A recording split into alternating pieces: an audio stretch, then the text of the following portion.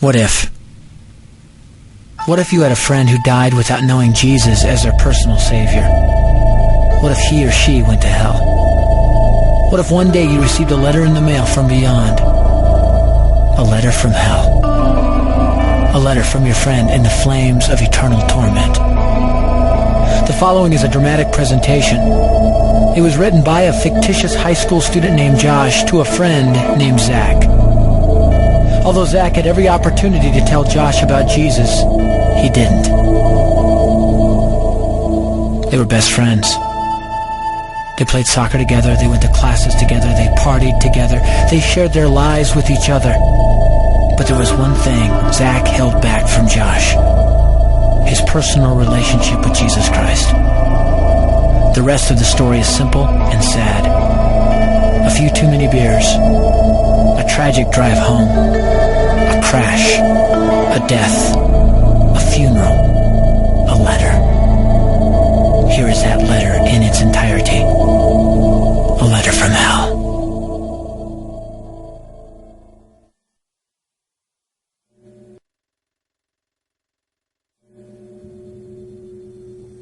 Dear Zach, I died today. It's a lot different than I expected. You see, I always thought dying would bring me into a world that's foggy and hazy. But this place is crystal clear. It's even more real than my life on Earth. I can think. I can talk. I can even feel. Right after the wreck, I could feel my spirit leaving my body. It was the weirdest thing, Zach. I thought I heard you screaming out to me, man. I must have been just imagining things. At first, I was just standing in line, getting registered, I guess. They asked me for my name and began to look in this thing they called the Book of Life. I guess they couldn't find it, though, because this huge angel standing next to me grabbed me by the arm and started dragging me away. I was terrified. I had no idea what was going on. I asked the angel where he was taking me, but he didn't answer. So I asked him again. Finally, he told me that only those whose names were written in the Book of Life could enter into heaven. And the rest would be condemned to hell forever. Man, I was scared. The angel threw me into some kind of holding cell where I've been sitting and thinking for a long, long time. Do you want to know what I've been thinking about? I've been thinking about you. Zach, you're a Christian. You told me so yourself. I mean, we talked about it 3 different times today. Kelly brought it up, and you laughed it off. Coach Adams brought it up, and you changed the subject. I mean, it came up right before the wreck. Well, the question I can't get out of my mind is this, Zach. Why haven't you ever told me about how to become a Christian? I mean, you say you're my friend, but if you really were, you would have told me about this Jesus and told me how to escape this terrible place that I'm headed for. I can feel my heart pounding in my chest. The angels who have been chosen to cast me into hell are coming down the hallway. I can hear their footsteps. I've heard of this hell, Zach. They call it the lake of fire.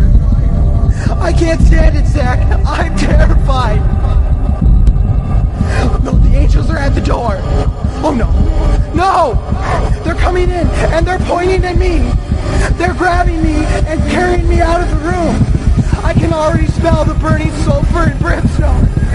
I can see the edge of the cliff where hell burns. This is it. I am without hope. We're coming closer.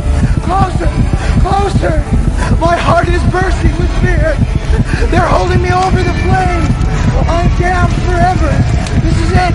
They have thrown me in. Fire. Pain. Hell. Why is that? Why didn't you ever tell me about Jesus?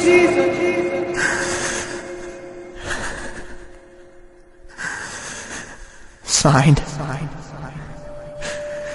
your friend, Josh. Your friend, Josh. P.S. Welcome. Wish you were here. Wish you were here. Wish you were here. Wish you were here. Wish you were here. Wish you were here. Wish you were here.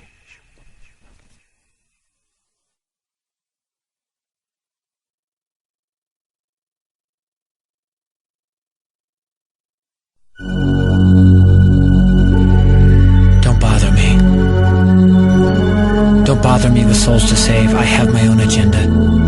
There's school to do, sports to play, important stuff to attend to. Don't bother me with my friend at work. He's got his own religion. I don't have time to change his mind. He'll make his own decision.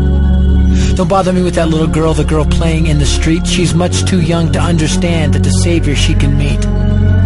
Don't bother me with the sounds I hear, the sounds of people shrieking, although I wonder who they are. Who are these victims screaming? Don't bother me with who they are. I really don't want the blame. 'Cause it's my friend at work and that little girl.